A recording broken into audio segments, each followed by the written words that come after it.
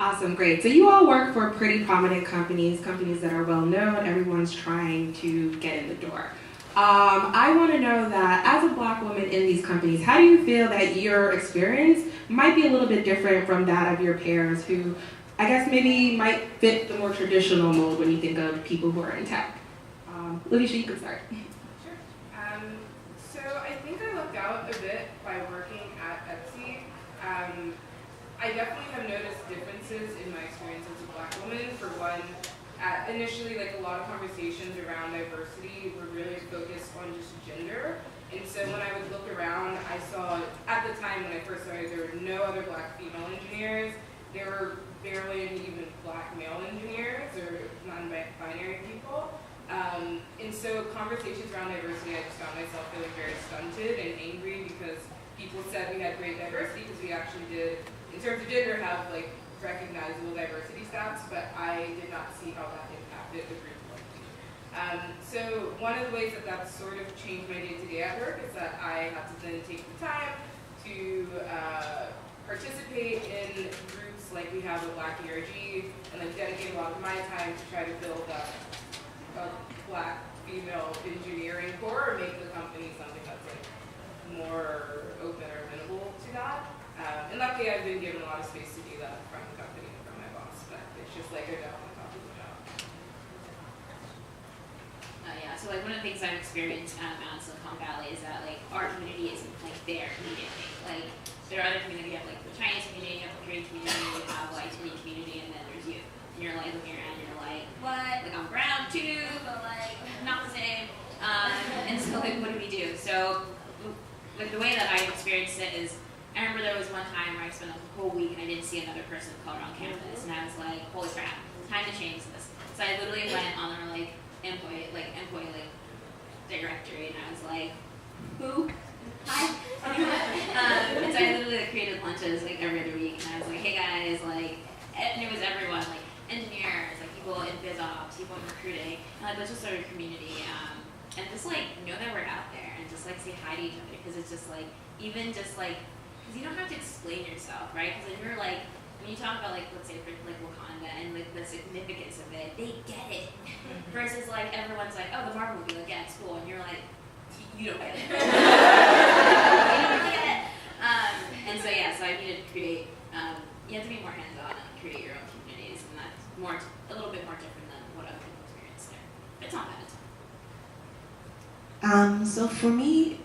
I had my first internship in tech, and it was in the Bay, and I went there and they didn't have any black female engineers, and that for me, the whole company didn't, and I was like, I'm meeting all of these engineers, they're all different, but they're either females, if they're like, for going to the diversity ERGs, they're either the women ERG and the black ERG. And they were taking photos one day, and I was there, and they were like, okay, let's take photos. The women came up. I was like, hey, I stood in there, and then the black tech group came up, and I was able to stand there, and I was the only person who was able to go to both.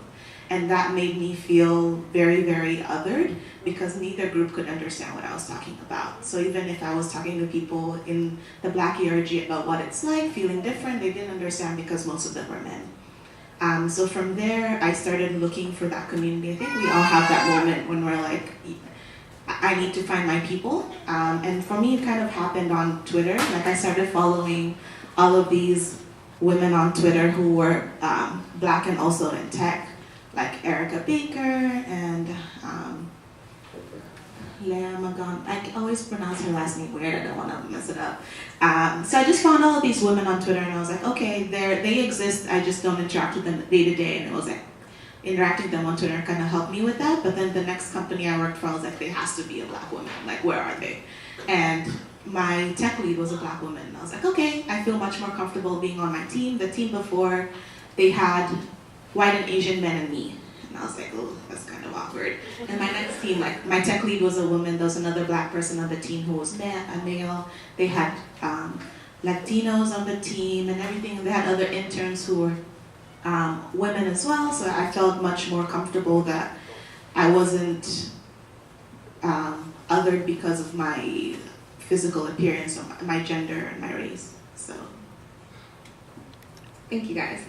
Yeah, you know, even you brought up, you know, when you saw Wakanda, it's not Wakanda, Black Panther, and I mean, we all hate Wakanda.